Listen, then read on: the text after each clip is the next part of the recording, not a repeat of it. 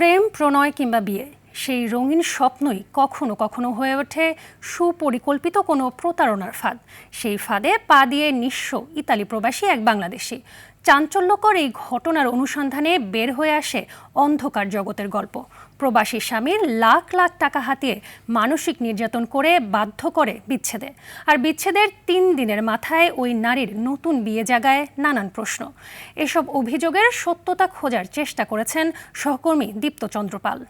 AKS অর্জন করলো Guinness world records. AKS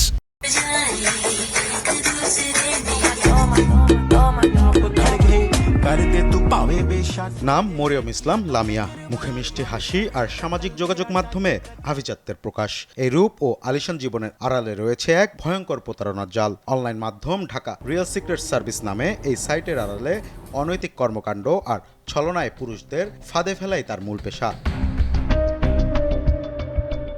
সেই ফাঁদেই পা দিয়েছিলেন ইটালির রেস্টুরেন্ট কর্মী রোকন। দেশের একটি রেস্টুরেন্টে পরিচয়ের পর প্রেম, আর সেখান থেকেই শুরু হয় সর্বশান্ত হওয়ার গল্প।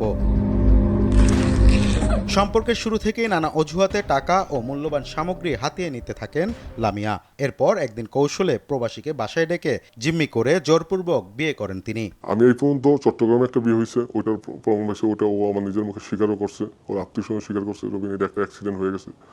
পরবর্তীতে মিরপুরে আওয়ামী লীগের কাউন্সিলর, ওনার ছেলে নাম রুজান, ওর সাথে দীর্ঘদিনের তার প্রেমের সম্পর্ক ছিল। এগুলো আমি আগে কিছুই জানতাম না।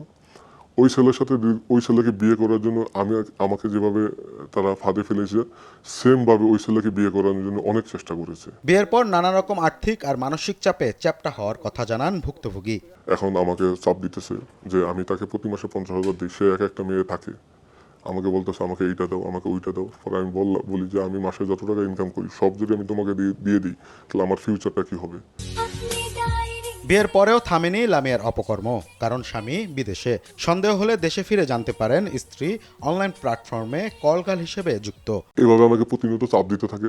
চাপ দেওয়ার পরে তার সাথে সে সুযোগ নেয়, 1 সপ্তাহ 2 সপ্তাহ পরেই সে এরকম নিখোঁজ হয়ে যায়। তখন মানে এটা তার প্ল্যান কি, আমি প্রতি মাসে সে আমার কাছে টাকা নিবে, আমি প্রতি মাসে 10 থেকে 11 তারিখে বেতন পাই, এরকম সে নিখোঁজ হয়ে 1 সপ্তাহ 2 সপ্তাহ আমার সাথে কথা বলেন। আস্তে আস্তে সেই টিপটা আরো বাড়ে, যোগাযোগের বন্ধনটা আস্তে আস্তে আরো আমার কমে। প্রতারণার এখানেই শেষ নয়। অভিযোগ আছে 30 জুন তালাক দিয়ে 3 জুলাই নতুন বিয়ের পিড়িতে বসেন লামিয়া। সে আমাকে জুন মাসের 30 তারিখে ডিভোর্স দেয়। সে জুন মাসের 30 তারিখে ডিভোর্স দিয়া জুলাই মাসের 3 তারিখে সে বিয়ে করে। যাকে বিয়ে করছে তার বয়স তার বাপের থেকেও বেশি হবে। মারাত্মক এসব অভিযোগের সত্যতা জানতে তার বাসায় RTVর অনুসন্ধানী টিম। নিজের কুকীর্তি স্বীকার না করলেও বাড়ির গার্ড জানান তার বিয়ের কথা। ডিভোর্স আমি অনেক আগে দিয়েছি। কবে দিয়েছেন? 1 বছর আগে ডিভোর্স দিয়েছি। কাজী অফিসের থেকে কাগজ যেটা তুললাম ওখানে তো 30 তারিখ লেখা। আচ্ছা, আমার লাইফ আপনার প্রবলেম কি? আমার এনে 2টা বিয়ে হইছে, আপনি পাঠায়েন, ঠিক আছে? আচ্ছা, ফাপড় বাজি আমার সাথে করেন না। আমার হাজবেন্ডের সাথে থাকে। হ্যাঁ, এটা সব সময় থাকে না, মাঝে মধ্যে থাকে। ডিজিটাল প্ল্যাটফর্মের মাধ্যমে প্রতারণার সুনির্দিষ্ট অভিযোগ পাওয়া গেলে সংশ্লিষ্টদের বিরুদ্ধে কঠোর আইনি ব্যবস্থার আশ্বাস প্রশাসনের। অনলাইনে, টেলিগ্রামে, ফেসবুক কেন্দ্রিক কিছু গ্রুপ আছে এবং এর বাইরে হোয়াটসঅ্যাপেও এইসব গ্রুপের কথা জানা যায়। তো এইসব এদের ব্যাপারে পুলিশ তৎপর আছে। আপনারা দেখবেন যে মাঝে মধ্যেই আমাদের সাইবার টিম এবং থানার টিম এই হানি ট্র্যাপের সঙ্গে সংশ্লিষ্ট যারা, তাদেরকে অভিযান চালিয়ে গ্রেপ্তার করছে।